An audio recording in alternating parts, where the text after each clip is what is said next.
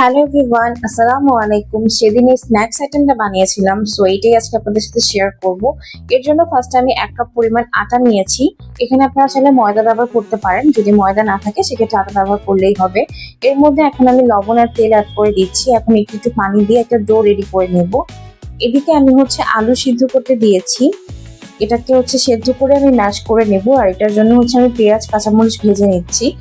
এখন ম্যাশ করে নেওয়ার পরে ওই ভাজা পেঁয়াজ কাঁচামরিচটা অ্যাড করে দিচ্ছি, সাথে লবণ, ধনিয়া গুঁড়া, লাল মরিচের গুঁড়া, জিরা গুঁড়া আর কর্নফ্লাওয়ার দিয়ে আলুটাকে ভালো মতো মেখে নিব।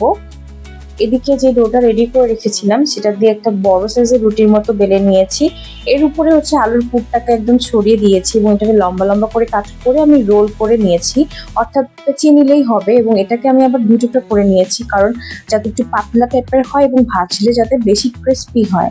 সো এরপরে এখন জাস্ট আমি তেলের মধ্যে ভেজে নিব, তাহলে কিন্তু তৈরি হয়ে যাবে এই স্ন্যাক্স আইটেমটা। আশা করি আপনাদের ভিডিওটা ভালো লেগেছে। যদি ভালো লেগে থাকে অবশ্যই লাইক করে দিবেন আর পেজটাকে ফলো করে দিবেন।